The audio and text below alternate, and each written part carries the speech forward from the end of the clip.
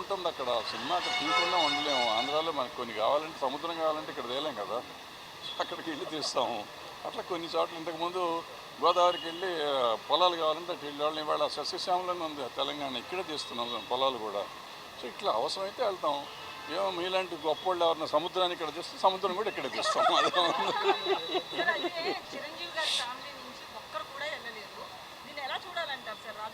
ఎలాగో చూడక్కర్లేదమ్మా, నాకంటే గొప్ప వాళ్ళు నేను వెళ్ళలేదు కానీ వెళ్ళారు, అదేం లేదు. అంటే ప్రాబ్లం వాళ్ళకి ఇన్విటేషన్ లేదేమో, ఉందేమో వాళ్ళకు ఉండే పనులు వాళ్ళకి ఉండొచ్చు కదా. ఇప్పుడు పిలిచిన వాళ్ళంతా కంపల్సరీగా వెళ్ళాలని రూల్ లేదు, ఇక పిలవని వాళ్ళు కూడా పిలవకుండా వెళ్ళాలని రూల్ లేదు, పిలవకుండా కూడా కొంతమంది వెళ్ళి ఉంటారు. అట్లా అది లేదు ఇది లేదు. సో డెఫినెట్గా వాళ్ళని గుర్తించి ఉంటారు, మీరు చెప్పినట్టు పిలిచే ఉంటారు. రకరకాల సమస్యల్లో వాళ్ళు వెళ్ళి ఉంటారు, ఏంటనేది నాకు తెలియదు. ఇస్తారు, ఈ సంవత్సరం ఇస్తారు, గ్యారంటీకి అవార్డులు అయితే ఇస్తారు. ఎప్పుడు ఇస్తారు నాకు ఇంకా తెలియదు కానీ గ్యారంటీకి ఇస్తారు. అయితే సెంట్రల్ గవర్నమెంట్ మనకి సంబంధం లేదు. హైదరాబాద్ పెట్టారు, మన వాళ్ళు ఎవరు వెళ్ళట్లేదు. మన పర్మనెంట్ హబ్ తీస్తారు కదా, ఈ గవర్నమెంట్ వచ్చినాక తీస్తారు కదా, బీజేపీ గవర్నమెంట్ వచ్చినాక తీస్తారు, ఇక్కడి నుంచి తీసేసి గోవా పంపించారు.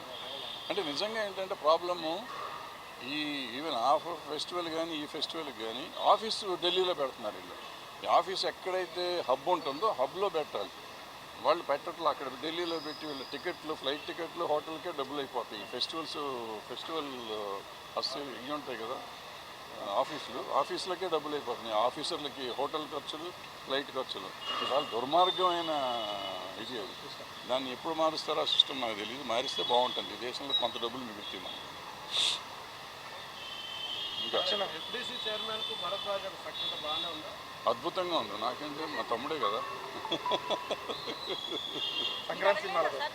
ఇప్పుడు ఎవరైనా నాకు ఇండస్ట్రీలో ఉన్న వాళ్ళు అందరూ, ఇప్పుడు మేము ఎప్పుడు వచ్చాము, మా ఎన్టీ రామారావు నాగేశ్వరరావుతో తీశారు, నాన్నగారికి శోభన్ బాబు అందరూ తీశారు, నేను కృష్ణ గారు వీళ్ళంతా తీశాను.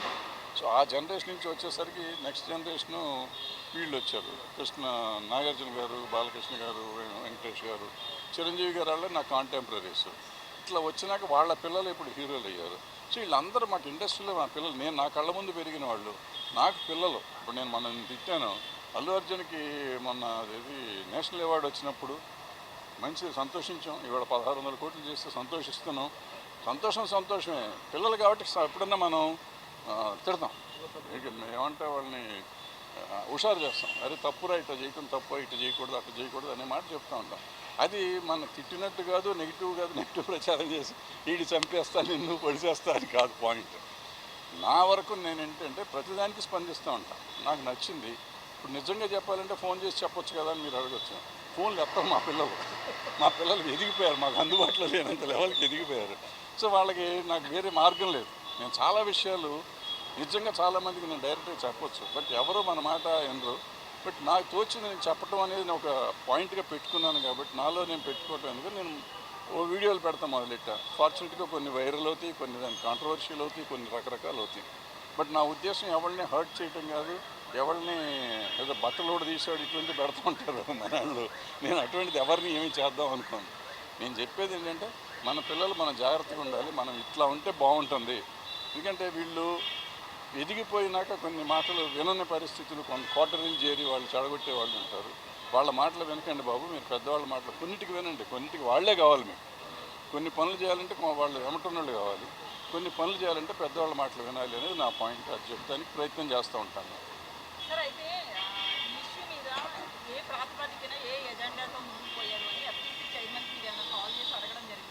అడగలేదు, నాకు ఎందుకమ్మా ఊరికి పని రాకుండా నేను సినిమా తీసి 10 ఏళ్ళు అయిపోయింది, ప్రతిదానికి ఫోన్ చేసి ఎందుకు చేసావు, నన్ను ఎందుకు వెళ్ళి మనకి అవసరమా?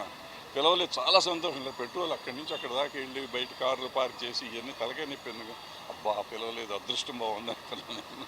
పిలిస్తే వెళ్ళాలి కదా, పిలిస్తే ముఖ్యమంత్రి గారు పిలిస్తే వెళ్ళలేదు మళ్ళీ అంటారు, నాకెందుకు వచ్చిన బ్యాడ్ ఇది. Right, thank you.